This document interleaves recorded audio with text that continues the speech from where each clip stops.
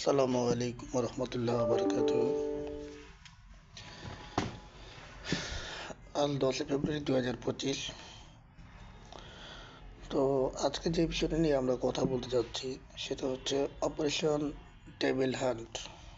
তো আমাদের অনেক বিপ্লবীরা সম্ভবত এখনো জানে না, বা তাদের মনেও নেই, বা অনেকে না জানারও কথা, যে 4 দলীয় ঐক্যজোটের সময় একটি বিশেষ অভিযান হয়েছিল, যেটির নাম ছিল অপারেশন ক্লিন হার্ট।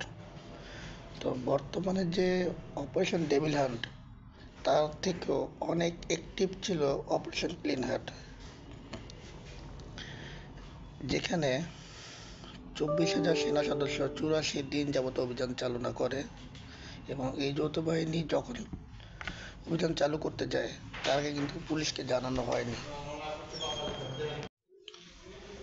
কেননা তৎকালীন যে সকল সেনাবাহিনী যারা ছিল দেশপ্রেমিক সেনাবাহিনীও জানতো যে পুলিশকে খবর দিয়ে যদি কোনো কিছু করা হয় তাহলে সেক্ষেত্রে অপরাধীরা পালিয়ে যেতে পারে। তো যাই হোক, সে সময় 24,000 সেনা সদস্য, 350 নৌসেনা, 1,000 বিডিআর এবং 700 আনসার এবং পুলিশ সমন্বয়ে যে যৌথ বাহিনী গঠন হয়, পরবর্তীতে যে 84 দিনের অভিযান করা হয়, সেখানে কিন্তু 1/3 লোকই ছিল 4 দলীয় ঐক্যজোট বা তথা বিএনপির বিভিন্ন স্থানীয় পর্যায়ের নেতাকর্মী। তো এ থেকে একটা শিক্ষা নেওয়া উচিত যে বিএনপি এমন একটি দল যিনি বা যে দল কোনো ধরনের অপরাধকে প্রশ্রয় দেয় না।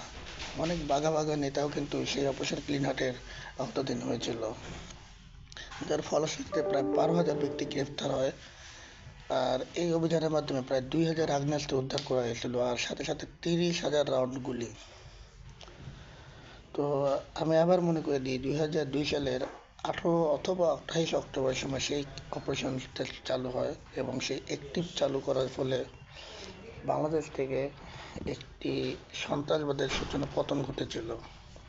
তো আজকে যারা যে সকল বিপ্লবী নেতা কর্মীরা বিএনপি নিয়ে বহুত বাড়াবাড়ি কথা বলেন, বিপ্লব আপনারা একেবারেই করছেন, একটু পিছনে ইতিহাস ঘাটেন, 16-17 বছর বিএনপির ইতিহাস সম্পর্কে একটু জানেন।